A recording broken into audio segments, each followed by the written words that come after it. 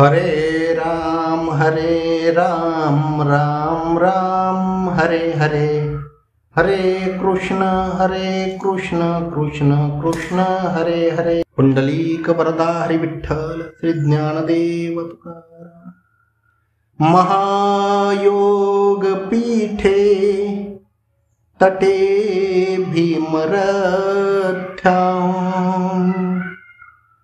वरं पुंडरीकाय दातुं मुनीन्द्रे समागत्य तिष्ठं तमानन्दकन्दं परब्रह्मलिङ्गं भजे पाण्डुरङ्गं. समचरण सरोजं सान्द्रनीलाम्बुदाभं जगन्निहितपानिं मण्डनं मण्डनानां. तरुणतुलसीमाला कंदरं कञ्जनेत्रं सदैधवलहासं विठ्ठलं चिन्तयामि.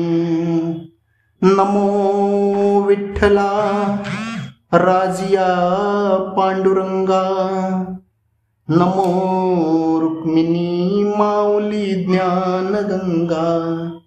नमो पुंडलिका नमो चंद्रभागा, नमस्कार माझा रुक्मिणी पांडुरंगा. मनोजवं मारुततुल्यवेगं जितेन्द्रियं बुद्धिमतां वरिष्ठं वातात्मजं वानरयूथमुख्यं श्रीरामदूतं शरणं प्रपद्ये. आता हृदय हे आपुले चौफाळुनिया भले. वरे बैसवो पाऊले श्री गुरूंची ते नमस्कारो नियाता. सर्व वारकरी भाविक भक्तांना माझा सप्रेम रामकृष्ण हरी. आज बऱ्याच दिवसानंतर परत एकदा आपल्या सर्वांसमोर येऊन तोडक्या मोडक्या 4 शब्दात माझ्या अल्पमतीप्रमाणे परमार्थावरती थोडंसं विवेचन करण्यासाठी मी आपल्या सर्वांसमोर उपस्थित झालेलो आहे. त्याचं निमित्त असं आहे की श्री विठ्ठल रखुमाई मंदिर व वारकरी संप्रदाय विश्रांती आश्रम वहाळ या फेसबुक लाईव्ह पेजच्या माध्यमातून मी आपल्या समोर आज परत एकदा आलेलो आहे.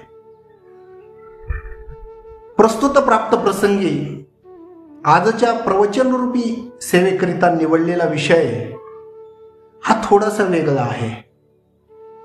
आजच्या प्रवचनाकरिता आपण एखादा अभंग किंवा ज्ञानेश्वरीतील एखादी ओवी किंवा भगवद्गीतेतील एखादा श्लोक आपण घेतलेला नाही. तर प्रवचनासाठी किंवा कीर्तनासाठी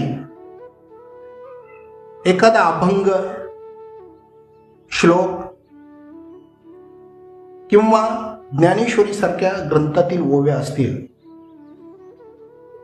त्या सर्वांचा आधार आपल्याला परमार्थासाठी का घ्यावा लागतो, हाच आजच्या आपल्या प्रवचनाचा विषय आहे. परमार्थ का करावा याचा हा विषय घेऊन मी आज आपल्या समोर आलेलो आहे.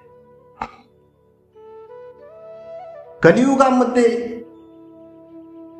परमार्थाची स्थिती पाहत असताना 16व्या शतकामध्ये तुकाराम महाराजाला अशी परिस्थिती दिसून आली.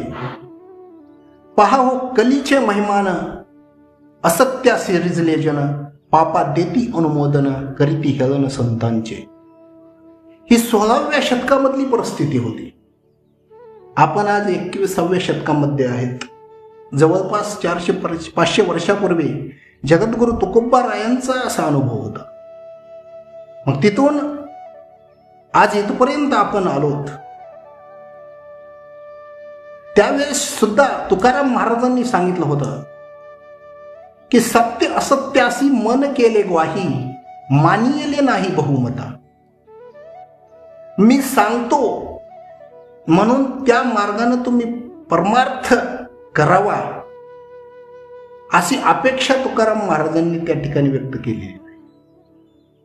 त्या काळी कर्मकांडाचं प्राबल्य होतं.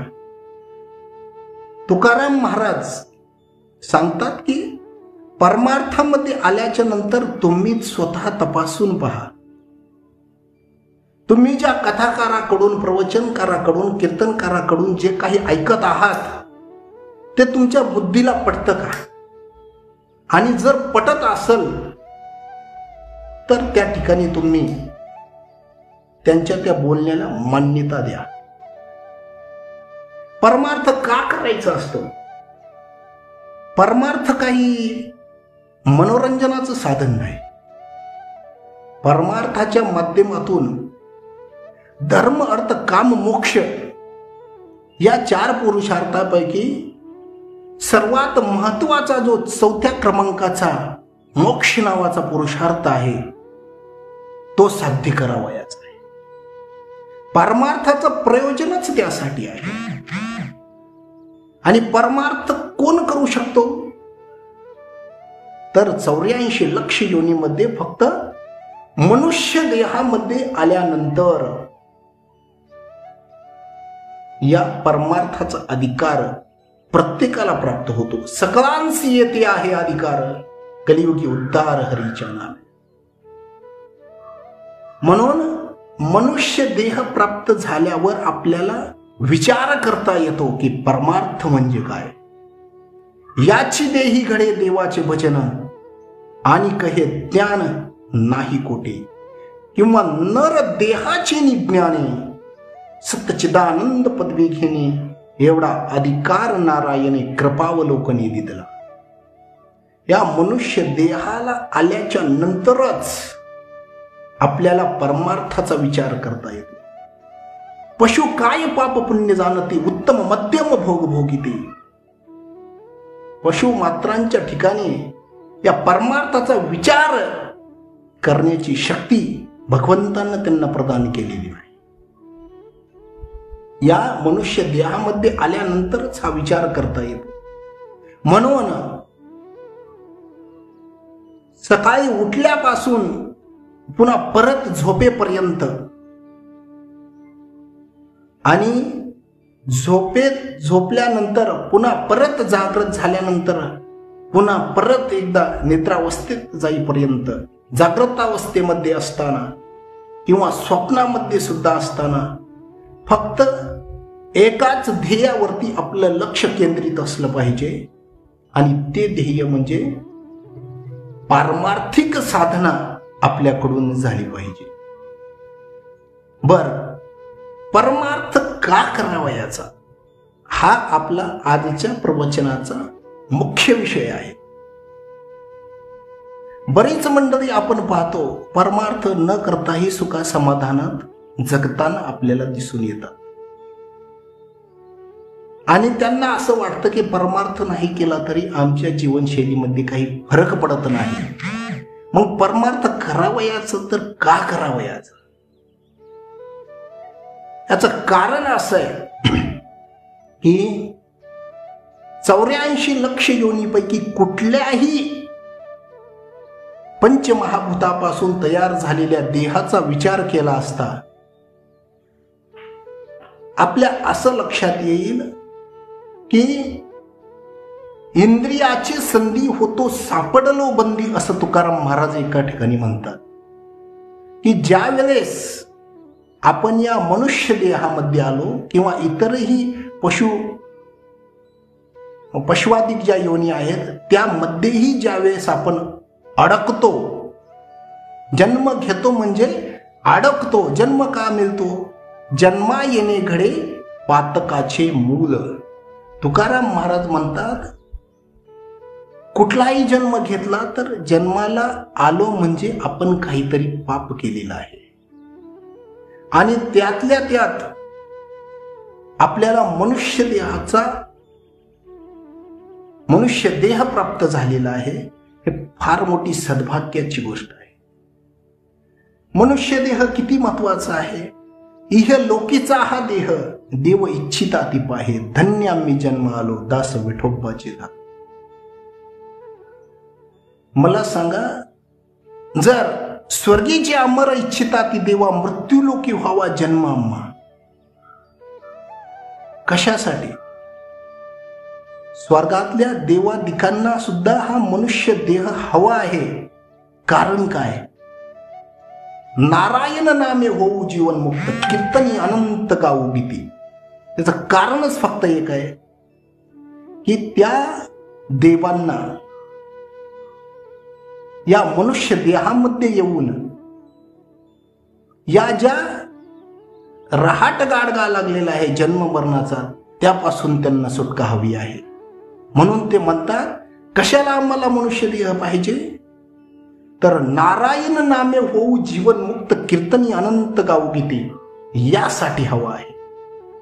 मग आपल्याला परमार्थाच्या माध्यमातून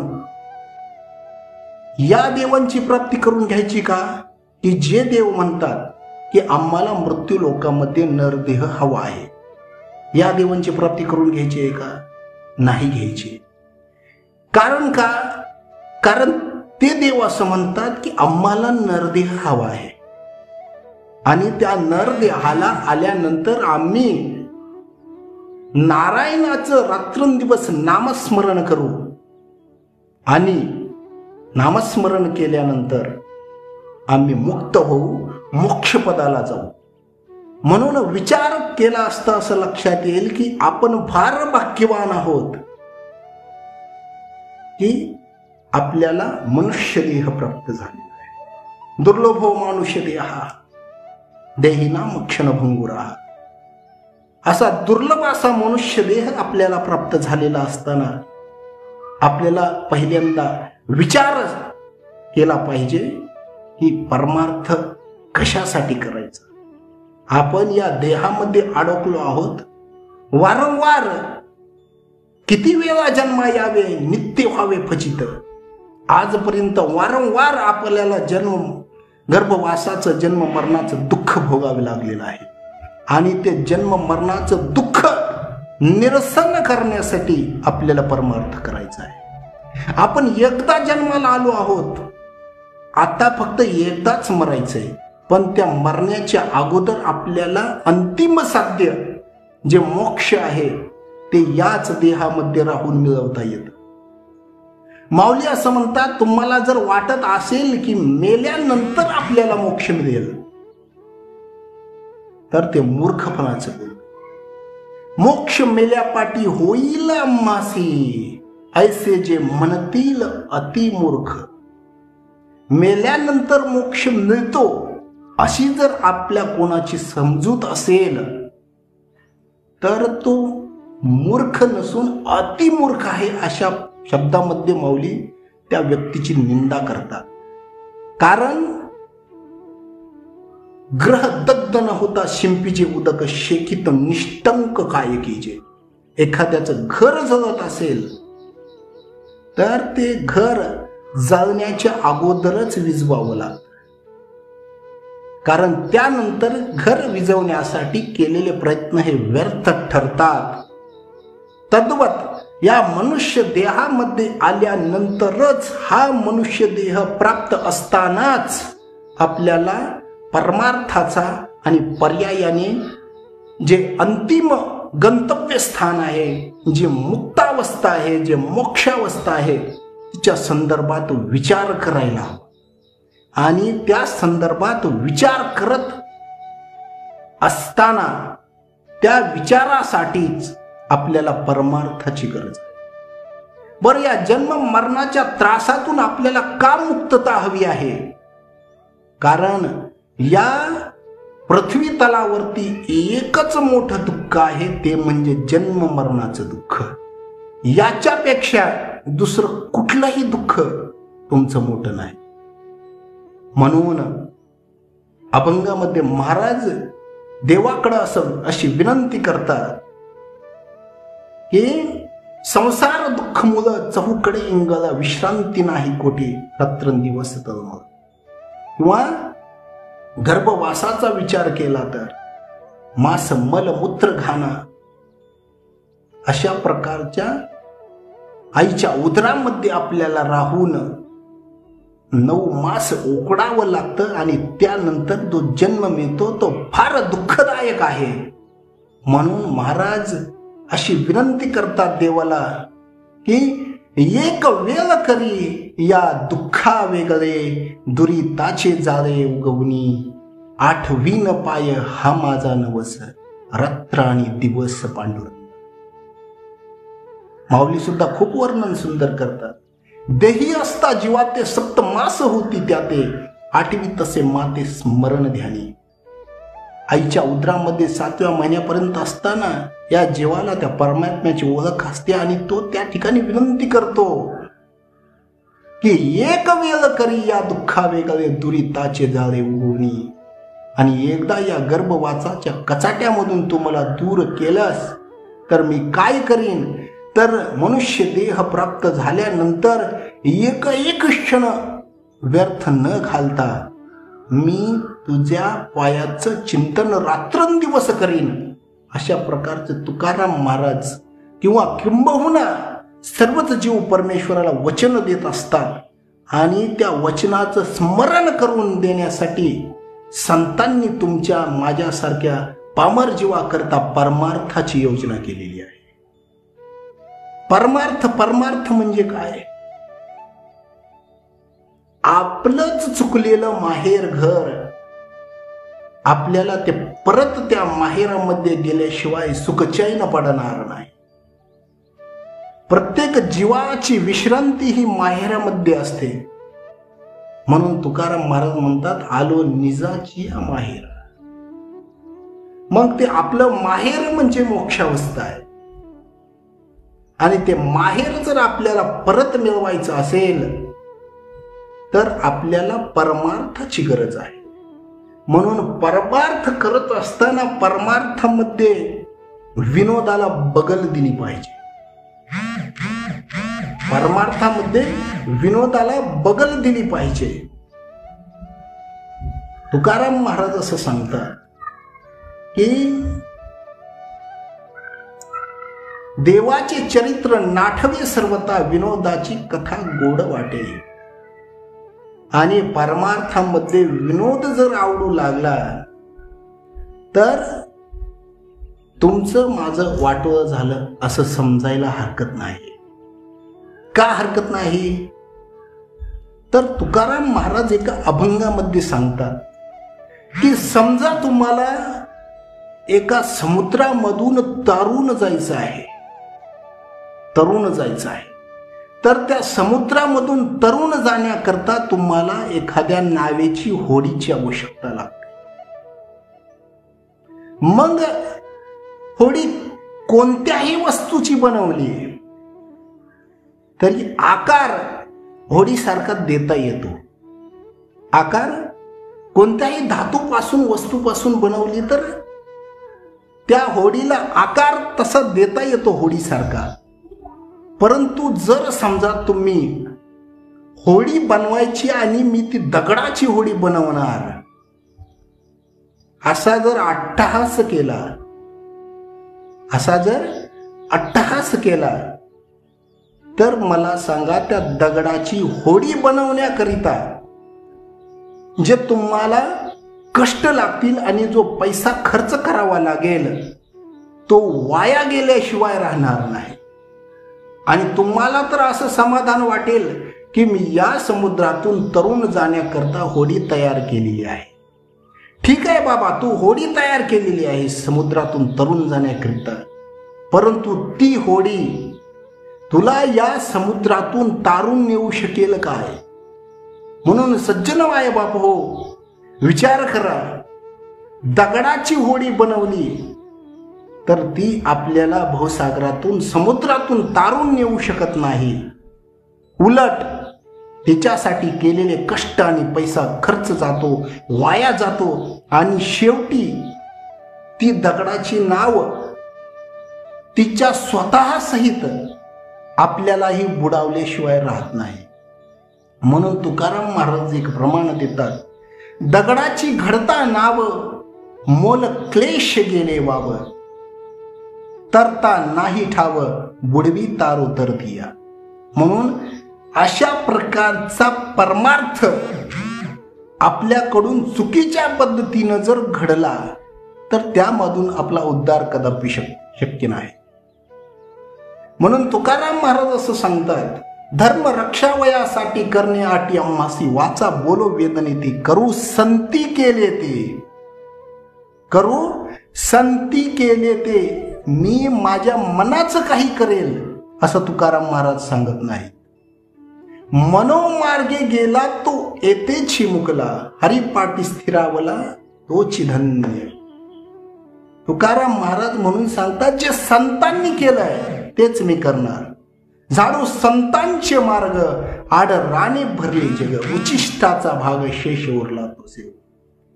म्हणून तुम्ही मनानं परमार्थ करण्याचा प्रयत्न करू नका. संतांची पायी हा माझा विश्वास, सर्व भावे दास झालो त्यांचा. म्हणून तुम्हाला कोणी काहीही सांगेल, तार्किकांचा टाका संग पांडुरंग स्मराव. म्हणून संतांनी जे केलंय तेच तुम्हाला करायचंय. त्यापेक्षा इतर वेगळं जर तुम्ही काही करू लागलात, मला सांगा, संत काही नेमते होते का? त्यांनी तुम्हाला असं सांगितलं, या मार्गाने जावा. मार्ग दावून गेले आधी दयानिधी संत ते, तेनेची पण ते चालू जाता न पडे गुंता कोटी काही. सांगून गेले ते, त्यांना माहित आहे कोणत्या मार्गाने गेल्यानंतर तुम्हाला भगवंताची प्राप्ती होईल, ते सांगून गेले. तुका म्हणे मज कळते चाचणी, बडबडीची वाणी अथवा सत्य. तुकाराम महाराज सांगतात, मला माहित आहे बाबा, त्या परमार्थाची चाचणी मला कळते. तुका म्हणे मज कळते चाचणी, बडबडीची वाणी अथवा सत्य. म्हणून ज्या संतांनी तुमच्या माझ्यासाठी परमार्थाची योजना केलेली आहे, त्या संतांच्या आचारसंहितेचं पालन करून जर आपण त्या मार्गावरून प्रवास करू लागलो तर आणि तरच केवळ आपल्याला त्या अंतिम मोक्षस्थानाची प्राप्ती होऊ शकते. म्हणून संतांवरती विश्वास ठेवून परमार्थ करायचा आहे.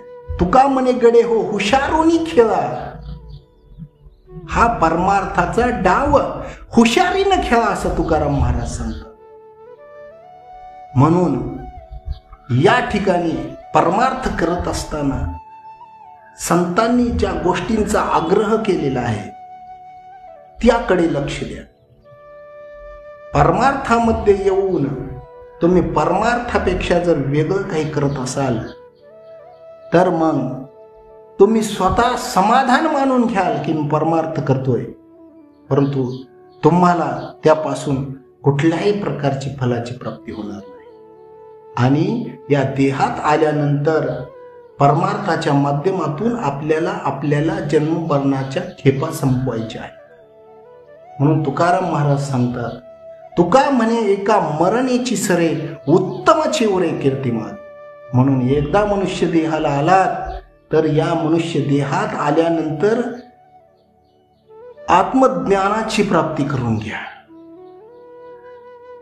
आत्मज्ञान कशाला म्हणायचं तर, तैसी जाणीव जेत नरिये, विचार मागुता पाऊली निघे, तर्कू आईनी नेघे अंगीज याच्या. आत्मज्ञानाच्या ठिकाणी बुद्धीचा धाव थांबते, बुद्धी चालत नाही. विचाराची जी काही उडी आहे ती कमी पडते आणि तर्काचा जो हुरूप आहे तोही थांबला जातो. या तिन्ही गोष्टींच्या व्यतिरिक्त जे ज्ञान आहे, विचार चालत नाही, बुद्धी चालत नाही, तर्क चालत नाही, अशा प्रकारचं जे ज्ञान आहे त्याला ज्ञान असं म्हणायचं. आणि ते ज्ञान प्राप्त करून घेत असताना आपल्याला एक विचार जर केला आपण की आपण या जन्म मरणाच्या फेऱ्यामध्ये जर का अडकलो असतो तर आपण आपल्या आत्मज्ञानाचा आपल्याला विसर पडला म्हणून आपल्याला आपल्या आत्मज्ञानाचा विसर पडला म्हणून. बघा, जे ज्ञाने विन नाशिले, जे बुद्धी भेदाशी आले, तेनेची त्या कल्पिले अनेकत्व. कशाने आपल्याला आत्मबोधाचा विसर पडलाय? तर ते ज्ञाने विन नाशिले. कशामुळे विसर पडलाय? आपण आपल्या आत्मज्ञानाला विसरलो. ते ज्ञानामुळे नाहीसं झालेलं आहे आपलं पद. ब्रह्मपदाची प्राप्ती आपल्याला होती, परंतु ते पद आपण गमावलंय आपल्या अज्ञानानं. अज्ञान कशाचं आहे आपल्याला, याचाही विचार करा. दृढ धरुनी देहाभिमान, मी माझे जे स्फुरण तेच भवबंधाचे कारण, विशद श्रीकृष्ण सांगत. कृष्ण भगवान सांगतात उद्धवाला की या देहाला मी म्हटलं आणि या देहाच्या संबंधियांना माझे म्हटलं की आपल्याला या प्रपंचामध्ये यावं लागतं आणि आपण प्रपंचामध्ये अडकतो. म्हणून या देहावरचा वृथा अभिमान टाकून कल्पना आहे ती देही अभिमान, नये नारायण जवळ त्याच्या, असं तुकाराम महाराज सांगतात. म्हणून मी आणि माझेपणा सोडून दिला. या प्रपंचाचं, या देहाचं नश्वरत्व जर आपण ओळखलं तर आपल्याला या देहाची या आत्मज्ञानाची प्राप्ती होऊ शकते. मग बघा, ते ज्ञान कशानं मिळतं माहितीये का? कुरुते गंगा सागर गमनम व्रत परिपालनम अथवा दानम ज्ञान विहीन कर्मानेन मुक्तीर्न भवती जन्मशतेन. सुभाषितकार असं सांगतात, तुम्ही गंगा सागर करा, कुरुते गंगा सागर गमन, अनेक व्रत करा, व्रत परिपालनम अथवा दानम, अनेक दानादिक करा, परंतु ज्ञान विहीन कर्मानेन, आत्मज्ञाना व्यतिरिक्त जे जे काही कर्म कराल, ज्ञान विहीन कर्मानेन मुक्तीर्न भवती जन्मशतेन, 100दा जन्माला यावं लागेल आणि 100 मला मरावं लागेल. कारण का? तर तुम्ही या आत्मज्ञानाच्या प्राप्ती करता या मनुष्य देहामध्ये येऊन जर काहीच प्रयत्न केला नाही तर मात्र मग सर्व काही व्यर्थ आहे. कीर्तनाच्या बाबतीत विचार करायचा झाला, भक्ती ज्ञानाविरहित इतरा गोष्टी न कराव्या, प्रेम भरे वैराग्याच्या युक्ती विवराव्या. असं सांगायला लागलो तर काही मित्र असा प्रश्न विचारतात, तुम्हाला ज्ञानेश्वरी पाठ आहे का? तुम्हाला गीता पाठ आहे का? अरे भाऊ, रामदास स्वामी असं सांगतात, भूत भविष्य वर्तमान ठाऊके आहे परिचिन्न, याचे जे म्हणीचे ज्ञान तरी ते ज्ञान नव्हे. बहुत केले विद्यापठन संगीत शास्त्र राग ज्ञान, याचे जे म्हणीचे ज्ञान तरी ते ज्ञान नव्हे. सगळे वेद पाठ केले, बहुत केले विद्यापठन संगीत शास्त्र राग ज्ञान, यासी जे म्हणीचे ज्ञान तरी ते ज्ञान नव्हे. सज्जन वेद पाठ करा, बहुत विद्यापठन वैदिक शास्त्रांचा अभ्यास करा, परंतु पाठ केलं म्हणजे तुम्ही ज्ञानी आहेत असं नाही. तुमचा प्रवास आत्मज्ञानाच्या दिशेनं असला पाहिजे. तुमचा प्रवास हा आत्मज्ञानाच्या दिशेनं असला पाहिजे. आणि या हरिकथेचा आणि कीर्तनाच्या बाबतीत जर आपण विचार करू लागलो तर या कीर्तनाच्या माध्यमातून आपल्याला पंच विषय जे आहेत त्यांचा विसर पडला पाहिजे. विसर पडला पाहिजे. या विषयांचा विसर पडल्याशिवाय तो ब्रह्मरस चाकता येत नाही. जसं एखाद्या मुलीचं लग्न झाल्याशिवाय तिला कळत नाही की सासर कशाला म्हणायचं, तसं या पंच विषयांचा विसर पडल्याशिवाय ब्रह्मरस कशाला म्हणायचं हे तुम्हाला कळू शकणार नाही. आणि या हरिकथेच्या माध्यमातून, या परमार्थाच्या माध्यमातून, या कीर्तनाच्या माध्यमातून, या अखंड हरिनामाच्या सप्ताहाच्या माध्यमातून आपल्याला आपल्या प्रपंचाचा आणि विषयांचा विसर पडला पाहिजे. हेच मूळ उद्दिष्ट आहे परमार्थाचं. विषयी विसर पडिला निशेष, अंगी ब्रह्मरस ठसावला, किंवा घोटविन लाल ब्रह्मज्ञाना हाती, घोटविन लाल ब्रह्मज्ञाने हाती, मुक्त आत्मस्थिती सांडविन, ब्रह्मीभूत काया होतसे कीर्तनी, भाग्य तरी ऋणी देवायस. आपली काया ब्रह्मीभूत झाली पाहिजे, म्हणजे देहाचा निराश झाला पाहिजे. काया ब्रह्मीभूत होणे म्हणजे काय, तर हे शरीर मिथ्या आहे, खोटं आहे, अशा प्रकारचा बोध होणे. भक्ती ते नमन, वैराग्य तो त्याग, ज्ञान ब्रह्मी भोग ब्रह्मतनू, देहाच्या निरासे पाविजे या ठाया, माझी ऐसी कायाच बना. आणि या देहाचा निराश होण्यासाठी आपल्याला परमार्थ करावयाचा आहे. मग आपण जर विषयांच्या चरवणी केली आयुष्याची गाळणी, असं तुकाराम महाराज सांगतात. आपण जर विषयच चगळीत बसलो तर आपल्या आयुष्याची आपण आपल्या हाताने वाट लावलेली आहे. पण संतांनी तुम्हाला सांगितलेलं आहे. काय सांगितलेलं आहे?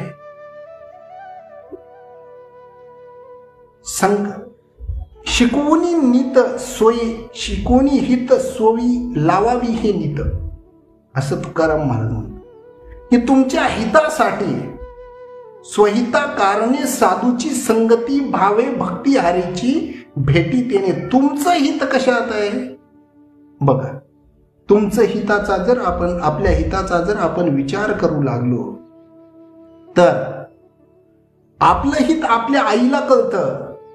पाळी तोंडाची घासे तेची होय आणारीसे, ज्या नव्हे ऐसे खेदी परी सोडविना. आपल्या आईला आपलं हित कळतं. आपल्या तोंडातला घास काढून आई मुलाचं लालन पालन करते, परंतु काळाची हे उडी पडेल बा जेव्हा, सोडविना तेव्हा मायबाप. आपल्या तोंडातला घास काढून मुलाचं पालन पोषण करणारी आई तुम्हाला काळाच्या तडाख्यातून सोडवू शकत नाही. तिला वाईट वाटतं, परंतु तिथं तिचा काही उपाय चालत नाही. स्वजन आणि गणगोत उपाय नाही हो चालत. तिथं गणगोताचा, स्वजनाचा काहीही उपयोग होत नाही. आणि त्या काळाच्या तडाख्यातून आपण आपली सुटका करून घेणे म्हणजे स्वतःचं हित करून घेणे. मग हे हित परमार्थाच्या माध्यमातून आपल्याला करून घ्यायचं आहे. म्हणून आपण परमार्थ करतो आणि आपण काहीतरी वेगळ्याच प्रापंचिक गोष्टीची अपेक्षा देवाकडून करतो आणि आपल्याला त्या गोष्टी काही मिळाल्या नाही मिळाल्या तर आपण देवावरती नाराज होतो. परंतु तसं नाही. या भवसागरातून तरुण जायचं असेल, परमार्थाचं शेवटचं उद्दिष्ट आपल्याला साध्य करून घ्यायचं असेल तर माऊली सांगतात की या भवसागरातून फक्त एकच जण तरुण जाऊ शकतात. ते आहेत, येथे एकची लीला तरले, जे सर्व भावे मज भजले, तया ऐलीच थडी सरले मायाजाल. भक्तीच्या माध्यमातून आपल्याला त्या आत्मज्ञानापर्यंतचा प्रवास घडला पाहिजे, तरच आपण येथून तरुण जाऊ शकतो असं माऊली सांगतो. बघा की या परमार्थाच्या माध्यमातून आपला परमार्थ होतोय का? आपली जी हाक आहे, आपली जी साध आहे ती त्या परमेश्वरापर्यंत जाते का, याचा विचार ज्याने त्याने करायचा आहे. भोगावरी आम्ही घातला पाशान, तुकाराम महाराज असं सांगतात. म्हणून जे अष्टभोग आहेत अष्टभोग भोगणे माते नाही चाड. म्हणून जे या परमार्थाच्या वाटेवर आलेत त्यांना वैराग्याच्या ज्या काही कडा असतील, डोंगर असतील, त्या वैराग्याच्या डोंगर झाडून जावं लागतं. या इंद्रियांना विषयांचा विसर पडावा लागतो आणि मग त्या परमार्थामध्ये जे आपल्याला साध्य करून घ्यायचं, जे अंतिम मोक्षस्थान आहे, त्याची प्राप्ती आपल्याला या ठिकाणी करून घेता येते. म्हणून सज्जन हो, परमार्थामध्ये आल्यानंतर संतांना जो अभिप्रेत असा परमार्थ आहे, तोच परमार्थ आपल्या सर्वांकडून घडला पाहिजे. आणि तो जर तसा घडत नसेल तर मग देवाला नाव ठेवण्यात काही अर्थ नाही. बोल नाही तुझ्या दातृत्वपणासी, आम्ही अविश्वासी सर्व भावे, दंभे करू भक्ती सोंग दाऊ जना, अंतरी भावना वेगळी. आपला परमार्थ लोकाला दाखवण्यासाठी नसला पाहिजे. आपला परमार्थ हा त्या ईश्वराच्या प्राप्तीसाठी असला पाहिजे. सर्व भावे त्या भगवंताला शरण गेलं पाहिजे. मग या प्रपंचावरची, या संसारावरची आसक्ती आपल्याला आपल्या मनातून कमी करता आली पाहिजे. आणि ज्या संतांनी तुमच्या माझ्यासाठी विपुल अशी ग्रंथसंपदा केलेली आहे, त्या ग्रंथसंपदेच्या माध्यमातून आपण आपल्या परमार्थाची वाटचाल त्या दृष्टीनं आपल्याला करता आली पाहिजे.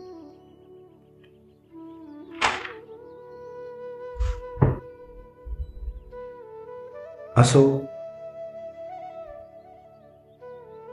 आज मी आपल्या समोर परमार्थ का करावा याचा हा विषय घेऊन जे काही अंतिम मोक्ष स्थान आहे ते या प्रत्येक जीवाचं विश्रांती आहे. आणि तिथपर्यंत गेल्याशिवाय आपल्याला आपल्या जन्ममरणाच्या खेपा थांबवता येणार नाहीत. म्हणून त्या आपल्या माहेरा प्रती जाण्यासाठी संतांनी सांगितलेल्या भक्ती मार्गाचा अवलंब करावा आणि त्या माध्यमातून आपला प्रवास सर्वांनी सुकर करून घ्यावा. असो, आज या ठिकाणी विठ्ठल रुक्माई मंदिर आणि वारकरी विश्रांती आश्रम वहाळ आणि माझे मित्र कल्याणजी पाटील यांच्या माध्यमातून आपल्या समोर येण्याचा योग आला. अनपेक्षित अशा प्रकारची सेवा या ठिकाणी घडली. कुठल्याही प्रकारची योग्यता नसताना भगवान पांडुरंगाच्या कृपेनं, हरिभक्तपरायण प्रल्हाद महाराजांच्या कृपाशीर्वादानं या ठिकाणी सेवा करण्याची संधी मला मिळाली. बोलिले तो काही तुमची आहिता, वचन नेनिता क्षमा कीजे. बोलिलो ते काही तुमची आहिता, वचन नेनिता क्षमा कीजे. तुका मने हित आंधळ्यास, तुका मने हित देखण्यासी कळे, पडती आंधळे कृपा माझी. तुकाराम महाराज असं सांगतात की जे काही बोललो ते तुमच्या हितासाठी बोललो. आणि जे देखणे असतील, जे डोळस असतील त्यांनाच हित कळतं, आणि जे आंधळे असतील त्यांना ते हित काही कळत नाही. आणि ते कृपा माझी म्हणजे विहिरीमध्ये पडतात, म्हणजे अडचणीमध्ये येतात, जन्म मरणाच्या फेऱ्यात परत अडकतात. म्हणून तुकाराम महाराजांच्या संतांच्या वचनावरती विश्वास ठेवून, तुका म्हणे का मरणीची सेरे उत्तमची उरे कीर्ती मागे, हे ध्येय डोळ्यासमोर ठेवून अनेक संतांच्या कृपाशीर्वादानं आपण आपला या परमार्थाचा मार्ग चालत राहावं. बोलिले लेकुरे वेळे वाकुडे उत्तरे, क्षमा करा अपराध महाराज तुम्ही सिद्ध. किंबहुना नव्हती माझे बोल जाना हा निर्धार, मी आहे मजूर विठोबाचा. कुठल्याही प्रकारची योग्यता नसताना तुमच्या समोर मी 2 वेडेवाकडे शब्द बोलण्याचा प्रयत्न केला. जे काही योग्य असेल तरी न्यूनतेपुरते अधिकतेसाठी करून घ्यावे तुमचे. म्हणून झालेली सेवा सर्व श्रोते मायबापांच्या चरणी, विठ्ठल रुक्माई मंदिर तथा वारकरी विश्रांती आश्रम वहाल यांच्या या भगवत भक्तांच्या चरणी अर्पण करतो आणि सेवेला पूर्ण विराम देतो. जे काही योग्य असेल ते माझ्या सद्गुरूंचा कृपाशीर्वाद समजून ग्रहण करावं आणि जे अयोग्य वाटेल ते सोडून द्यावं किंवा ते मला परत द्यावं. रामकृष्ण हरी. धन्यवाद.